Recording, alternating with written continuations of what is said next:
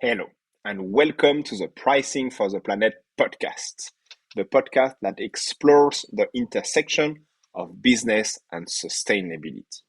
Today, we are super lucky because we have the chance to have Gerald with us.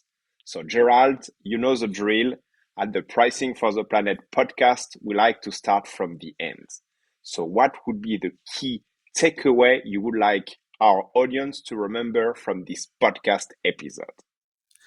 I would like for people to take away that sustainability is a mindset and a framework that we all can embrace. And that whether it's a large company or a small company, that there are tools and skills and capabilities that we can learn and embrace and really help us to um, build a sustainability practice within our companies, whether it's a large company or a small company, that can really make a difference for our people, for our customers, and for other clients that we may be supporting. And that's what sustainability has done for me.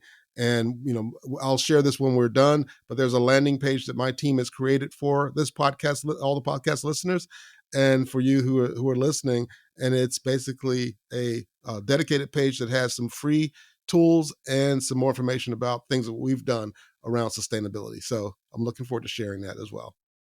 Awesome. Perfect. Happy to get it. Share. With Definitely, pleasure. definitely will do. So, Gerald, maybe can you maybe introduce yourself and tell us more about, your journey and your achievement around sustainability? Sure. So again, my name is Gerald J. Leonard, and I'm the CEO of two companies. One called Turnberry Premier, which is an IT servicing company that provides a program around what we call Crew, which is young leaders who are being developed for a future leadership pipeline for companies. We also provide the sustainability service, and we also provide a service that I'm an expert in around what's called project program and portfolio management, where we help companies figure out how to invest their budgets for their capex improvements or the ways they're investing to improve their business and make the most optimal decision possible, because we all have limited budgets and we want the best bang for the buck. We want to be able to get the most things done. And the way I've gotten there is, believe it or not, my background, I'm a classical and jazz bass player. And so if you're looking at a screen of Wow. mine, you'll see, I have a master's and masters in it. I have a electric upright bass, acoustic upright bass. And I actually use those, my electric basses, when I do a keynote where I speak and play music and then share about sustainability, or I'll share about productivity, or I'll share about neuroscience.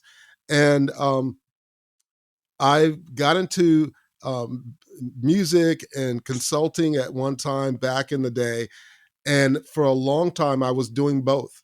In fact, I still do both. And what I started noticing was just all of the things that we were doing as musicians and as professional musicians with bands or concerts or shows and so on. And then I would go do consulting. And the story of that is, I was living in New York, was married with small kids. I didn't want to be on the road all the time. And so I supplemented my income with getting into IT. And I always tell people I got into IT if you could spell IT, they would let you in. And so but I was really good at project management. And so I started doing that, became a consultant, and I noticed the similarities between really good musical performances and really good project teams in business. And so I've written some books around that topic called Culture is the Base. I've written a book called Workplace Jazz that was published by Business Expert Press. And my book that I wrote last year, last August, was called A Symphony of Choices, and that was published by John Wiley. And I'm working on my fourth book, a Productivity Smarts, and I have a chapter in a book coming out with a gentleman named Les Brown, who's a global speaker. So I'm an author, I'm a speaker, I'm a CEO, and sustainability became important to me as I was working with my clients. And they let me know that, hey, we really like what you're doing. We would love for you to become a preferred supplier with us. But if you do that, you really have to tackle this area around sustainability. And so that put me on a journey to really understand. And I think at least in the US, it's probably a little bit different in some of the other countries where there's more laws around sustainability. But because there's really not major laws around it, a lot of sustainability discussions were around recycle, reuse, kind of almost kind of greenwashing a little bit of what sustainability is all about. And I felt like, because of my background in project management and program and all those things that I've done and the studies that I've done, I felt like there needed to be more of a data driven process.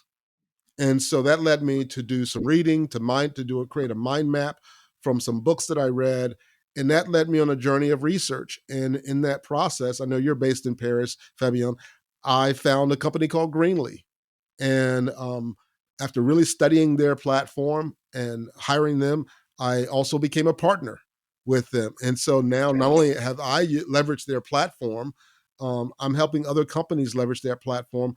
I've done webinars for the U.S. Department of Commerce, some other agencies here in the U.S., and really, teaching and sharing content around the importance of sustainability, but how to go about it. And also how to go about it in an affordable, talk about price, in an affordable manner that companies, whether large or small, it can be afforded and made more digestible. So that's a little bit about Nice. my journey. Man, I have so many questions.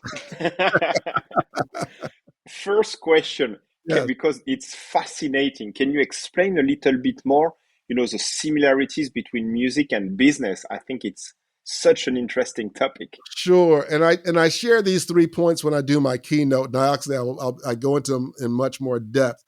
But even as a kid playing music, there were 3 things that I figured out that uh, over time I look back and I thought, I've actually used those 3 things throughout my career. And those were, as a musician, when you're learning, there's 3 things. There's one, practice. You pick up an instrument and you want to get good at it, right? So you practice the instrument and you learn the fundamentals of how it works and so on.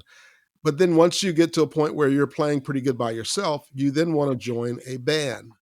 And so you're looking for other musicians to collaborate with and to talk shop with and to play music with. And you develop ideas and you get exposed to new thoughts and so on. And once you do that, okay, so now you're growing, you got this band, but now you want to take it to a different level and you want to get better.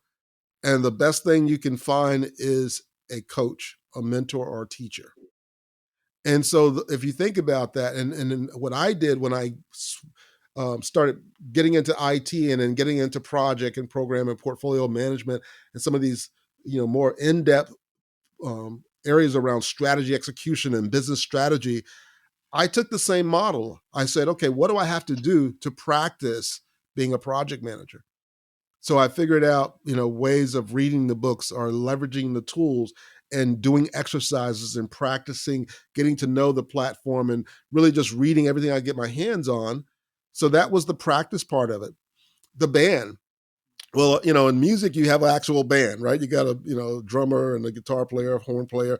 Well, I was like, okay, well, who's my band in this environment?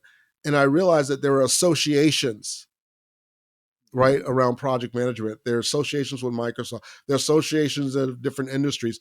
And so I started joining and going to the meetings, and I met my band. I met people who would talk shop with me, who would help me sharpen my skill or expose me to books that they've read or to webinars that they've watched or to streams that they've viewed that enhance my capabilities.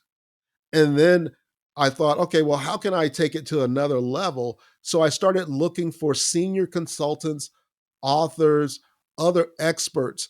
And so years ago, I started a podcast called the PPM Academy podcast.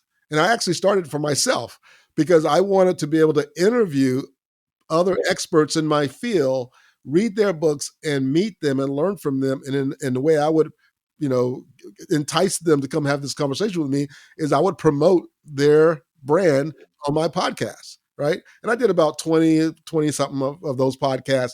But in the process, I met lifelong friends. And, one of them had 7 books. He was a guy named Carl Pritchard. He had written 7 books. He was an expert. And we became dear friends. And he was like, okay, if you're going to do this, you need to write a book. You need to do this. So he coached me and told me what I needed to do. So I took what I had learned as a kid playing music, practice, having a band, find a coach, and I use it in every part of my life, even as a CEO of a company. What are the things I got to practice to be a good CEO? Who's my band, right? What organizations can I join? What classes can I take? And then what experts can I learn from? And even in sustainability, same concept. Greenly, where can I practice? Who's my band? And then how do I get better? Nice. And perfect transition because I have another big question for you, Gerald. It's Sure. so I really like when you said, sustainability for you, it's a way to accelerate your companies and your business. Yes. So can you explain so what is more the context? So your clients ask for you to do kind of like sustainability reports or to have a POV on sustainability? How did it start? Well, exactly. So one of my clients is a Fortune 500 company. And Fortune 500 companies in the US that are based in the US, they're global. And so they're in countries where it is a law that requires them to comply with sustainability laws and requirements. And they can't just do it for part of their company that's in the US or in that country. They have to do it globally for for their companies, right? So being a part of their supply chain, they need suppliers who are also going to comply with sustainability requirements. And so the client came to me and said, "Hey, you guys are doing great, but this is a key focus for us. It's not just a climate strategy; it's a business strategy." And that was a bit, that was a shift, right? Because before the mindset was, well, sustainability is all about doing good to the planet and being a good citizen. Now these large companies are seeing that this is really a business strategy that has to take place. That's really, really important. And so in the process, what I had to decide was, hey, if we're going to keep growing with this client, we're going to have to learn. And so at that point, again, I had gone to webinars and seminars around sustainability, but many of them didn't dive deep into how do you actually capture your carbon based footprint? How do you educate your staff? How do you build a platform to meet these reporting requirements like your greenhouse gas requirement, your CDP requirement, and your ESG governance processes, and so on? And so I've, I'll be honest, I went to Chat GPT, right? I went to AI and I said, I'm looking for 4 scholarly, peer reviewed books that are written by climate experts that are practical and, you know, um, which will allow me to not only learn the concepts, but also allow me to build a practice around sustainability. It gave me 4 books. One of the books was called Green to Goal. Another book was called The Sustainability Handbook. Another book was called Chief Sustainability Officer at Work. And another book was called Sustainable Business. And I then read those 4 books. And then I mind mapped those 4 books by saying, okay, what is it about these books? What's a common theme? And what's some things I've learned about these books? And when I was done, doing this exercise, I could see that sustainability was an offshoot of what I had already learned, which was project program portfolio management. It was basically a way of doing projects that were related to sustainability activities, carbon accounting activities.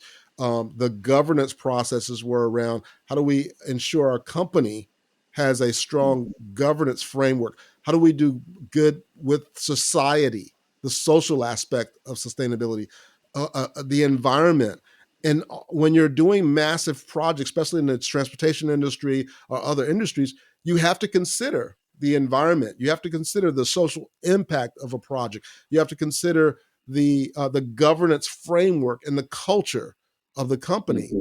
And so once I did that, the light bulb went off, and it made sense. I went on, and it made sense. It made sense of why this works and why this was so critical. And I started seeing sustainability in everything. If I took a flight on United, I got my itinerary, and it told me the carbon footprint of my seat for my trip. Yeah. If I went to Chipotle and asked for a Chipotle, bowl for lunch, they would tell me the carbon footprint of the activities that it took to make that bowl of guacamole and rice and beans and whatever. And they had embedded sustainability into their everyday business, and I started seeing it everywhere. And so for me, it was learning about it, but now I understood it from a detail standpoint, from scholarly material. Now I could go out and find the right business partner or platform that I could use to really help my company do this. And we've gone through this exercise, and now we're bringing on clients and helping them. And because there's a lot of misinformation about Mhm. sustainability and what I would call greenwashing, where, well, if you just check this box and you recycle and redo this, that's going to get that. But that's moving in the right direction, but it's not going to give you what you need to be able to really check the boxes for corporate clients. And one of the key things too is that a lot of corporate clients are changing what they would call their master service agreements with their Mhm. suppliers. And they're now saying, Mr. Supplier, if you're going to continually support us, you have to comply with reporting on your um, greenhouse gas emissions, and Mhm. you have to comply with scope 1, scope 2, scope 3. You have to follow these guidelines. You have to report on it. You have to educate your people. You have to have policies in place. We need to know that you're committed and are Yeah. willing to report. And so by having what I've learned in place and then partnering with Greenly, it allowed me to be able to check the box on all of those areas. And now my client sees me as a thought leader in this space, Yeah.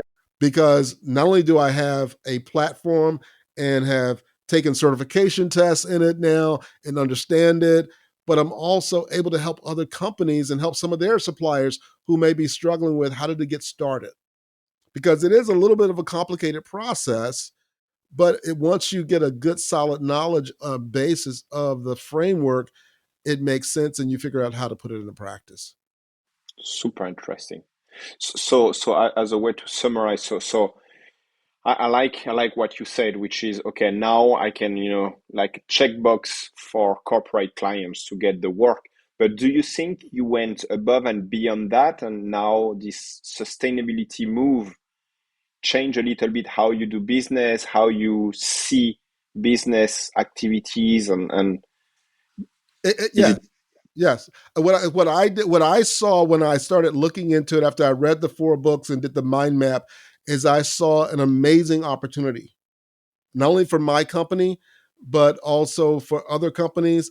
But I saw this amazing opportunity for one, for my company to get in line and to have its own business strategy around this area of sustainability, environmental, social, and governance processes in place.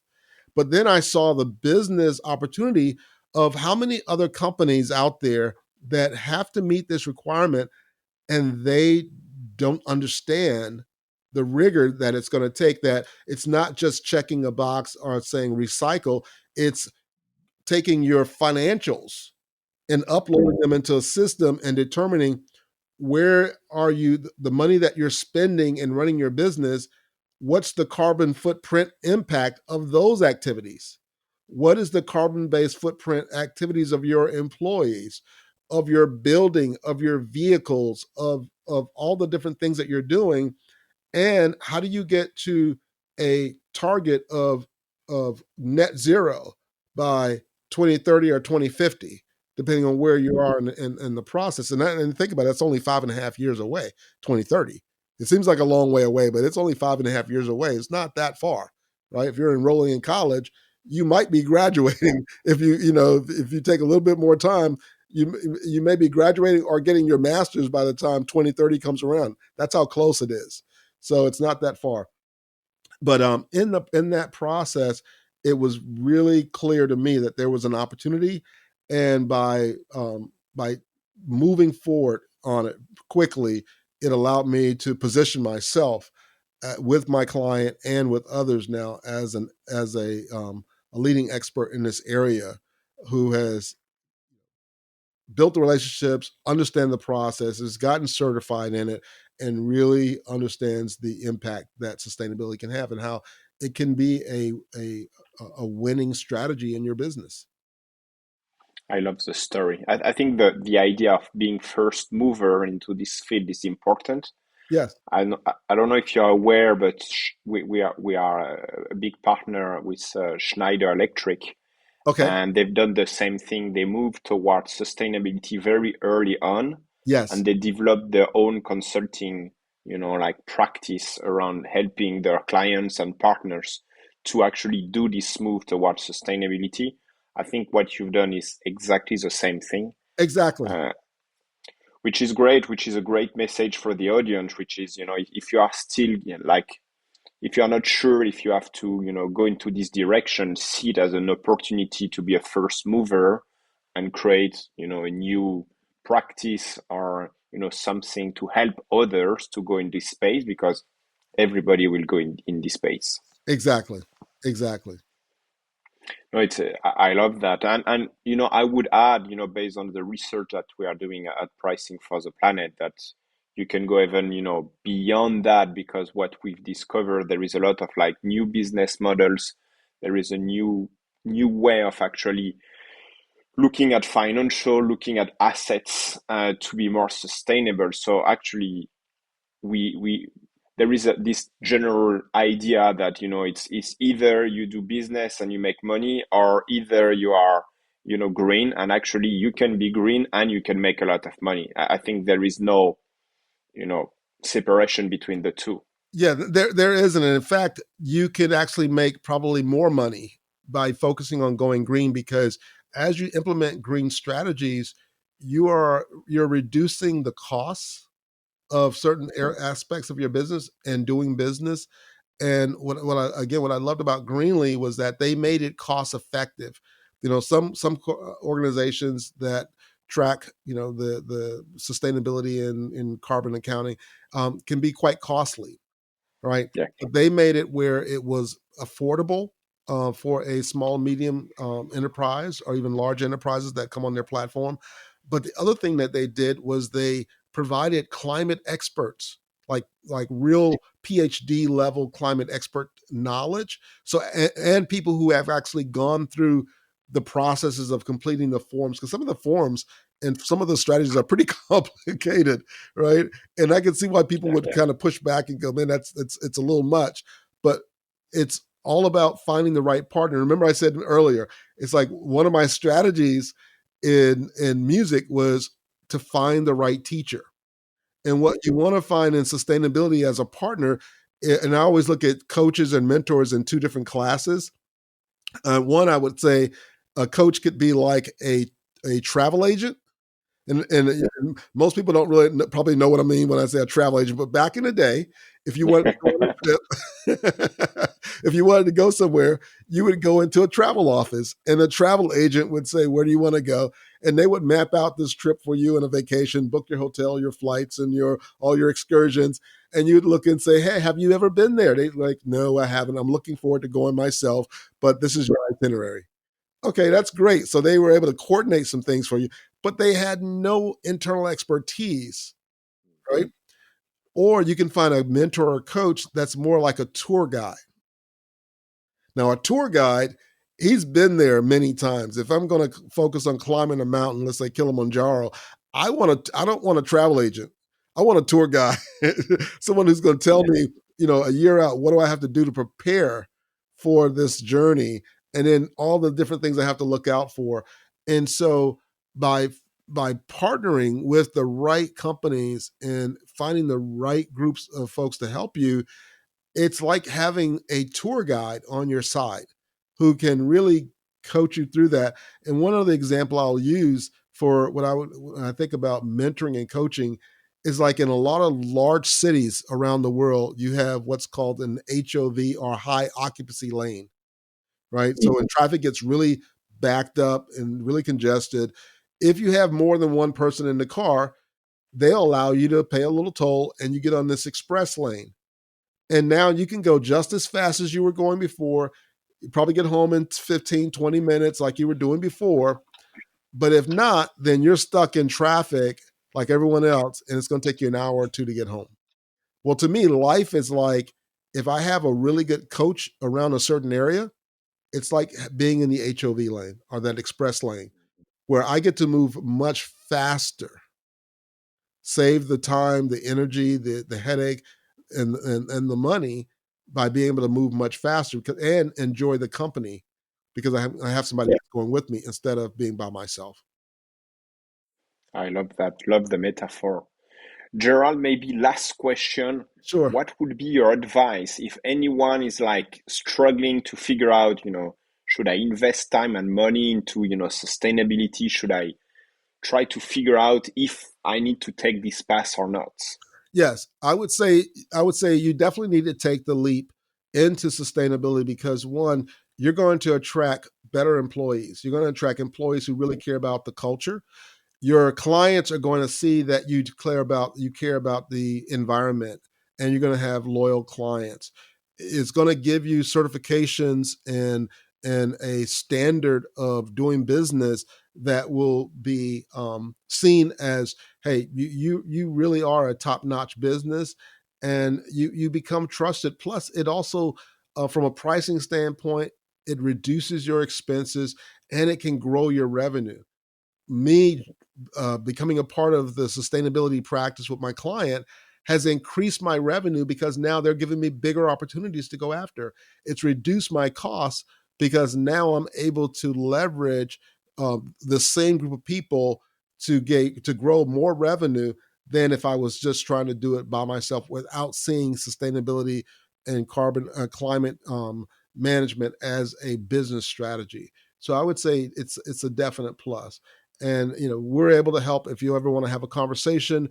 There's that landing page, and I think the landing page, the name of it is geraldjleonard.com/planet. And I'll provide that to you in an email so you can have that and share with everyone as well.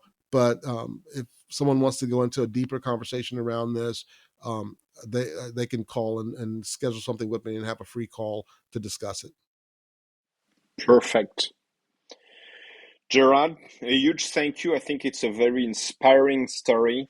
Uh, a huge thank you for your time and your, willingness to invest time and effort into sustainability. I think you are leading the path for sure.